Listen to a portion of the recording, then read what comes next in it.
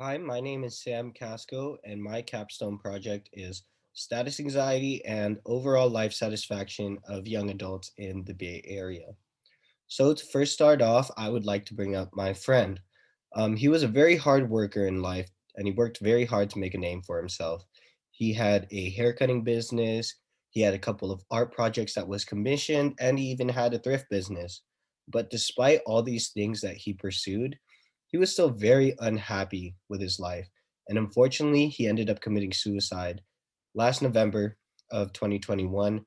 And therefore, I think this topic is very important to explore. So, to define status anxiety, it is the social comparisons that an individual makes in order to feel inferior or superior to another in terms of societal success. Now, these markers can include wealth, education, job status, and any other markers such as having a romantic relationship, having friends, or even traveling the world.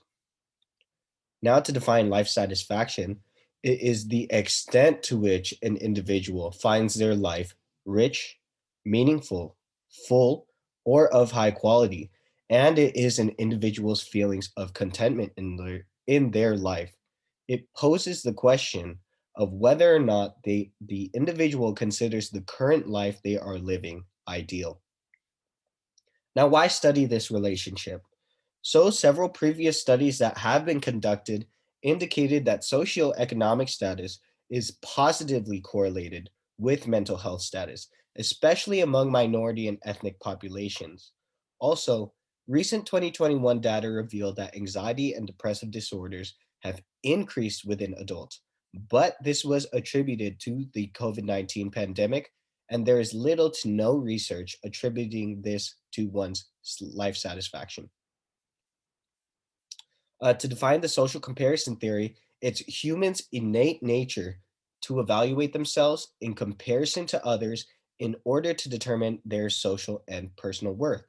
Social comparison is positively correlated with suicidal ideation, lower self esteem, lower life satisfaction, and lower psychological well being. So, for the gap in the literature, it's been established that there is little to no research that has been conducted to compare an individual's self perception of their attainment or lack of attainment of societal success to their perceived satisfaction with life. Now, for my population of interest, I chose 18 to 29-year-olds residing in the Bay Area. Now, why did I choose this population specifically?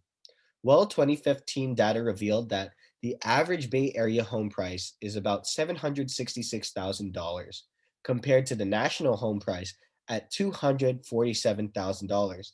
This is almost $500,000 more than the national average. From this, we can implicate that there is a higher cost of living in the Bay Area, which can contribute to one's anxiety about their status and where they are in life. For my methods, I used a mixed methods approach, first looking at the quantitative analysis. This included 115 participants who took a 19-item survey through the Qualtrics surveying software.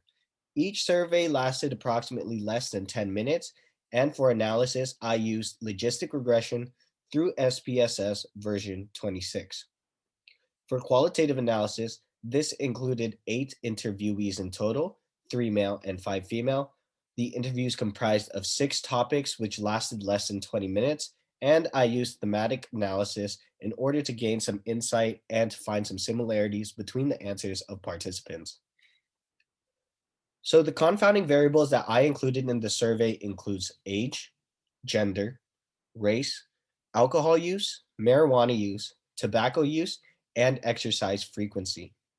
For status anxiety, I used a 5 item survey with a 5 point scale.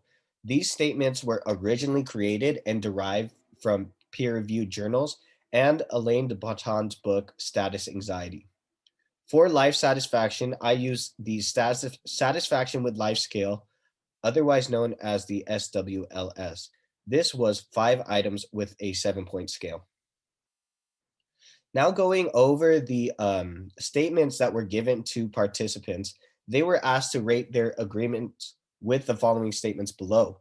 I am concerned that my current social position is too low. I am very concerned that I will not be able to achieve my academic or professional goals. I am concerned that my social status will not improve.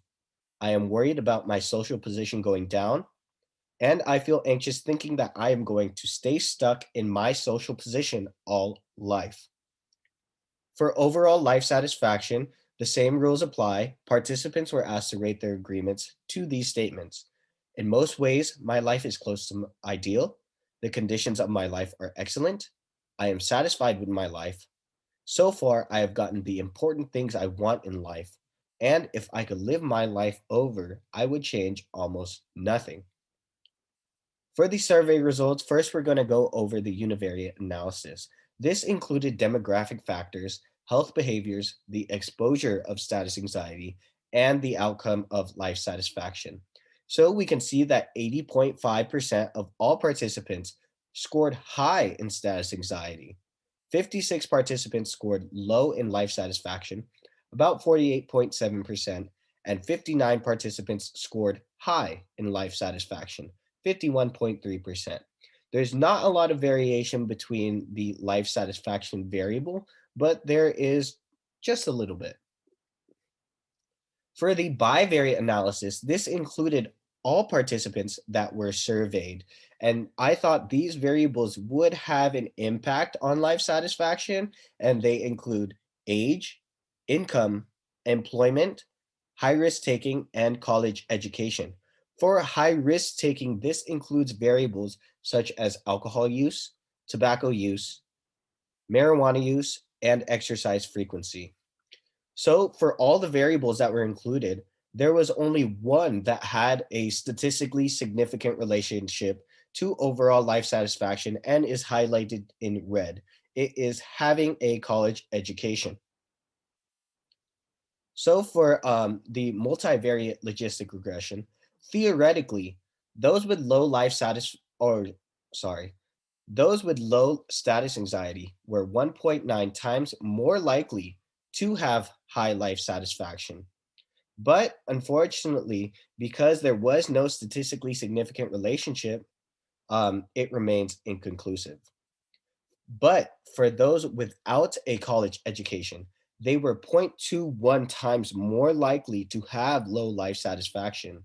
But because this confidence interval does not contain the null value of 1, we reject this null hypothesis. Now, what does this mean? This means that college education has a statistically significant relationship with overall life satisfaction. For the interview results, first we're going to go over the importance of love. I asked participants, how important for you is it to be loved? How did love or a lack of love impact you in your life today? So some similarities that we saw was love being an important aspect of one's life, parents modeling what love should look like, upbringing affecting what one seeks in relationships, and a lack of love generally leads to negative perceptions of one's own self worth. For the common themes that I gathered, it was combating loneliness, improving mental health, and love being viewed as holistically beneficial. For being looked down upon, the question that was posed to participants was, has there ever been a time where you have been looked down upon? How did it make you feel?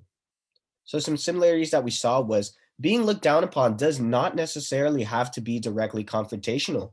This can be shown through a tone of voice, attitude, and behavioral changes, which can all cause discouragement. Also, being looked down upon can serve as a call to action. Now, what does this mean, call to action? So, for example, if I'm in class or if I'm in my cohort and someone thinks that I'm dumb, they make a comment to me saying that I am dumb. I'm going to do everything in my power and use that as motivation to prove that I am an intelligent individual, either to myself or to the person giving me that comment. For themes, we see feeling inferior and judgment being felt through body language. For failing to ask or failing to attain aspirations, I ask participants, what do you hope to achieve in life? If you do not end up achieving what you wanted to attain, how would this affect you? So some similarities that we saw was feelings of disappointment and general sadness, and also seeking other ways to succeed. For themes, we saw willingness to accept circumstances and using failure in order to overcome adversity. For the importance of money, I asked participants, how important is money to you? How would a large sum of money or a lack of money impact you? For similarities, we see that money is not the source of happiness. But although it is not the source of happiness, it can give more opportunities to find happiness. Also, we have a lack of money would definitely increase struggle, but participants generally saw that life would be more manageable. For themes, we find financial freedom, funding education, and career advancement. Lastly, we have the importance of control. I asked participants, how important is it for you to have control of your life? How does a lack of control make you feel? For similarities, we see unexpected occurrences being viewed as negative.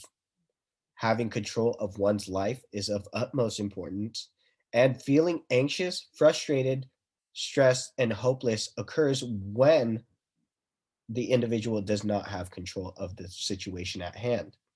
For themes, we see expectations and rules set by parents and a lack of control in academics. So, for my limitations, selection was not randomized, and also a majority of the population did identify as Asian. This was 81.7% of all 115 participants.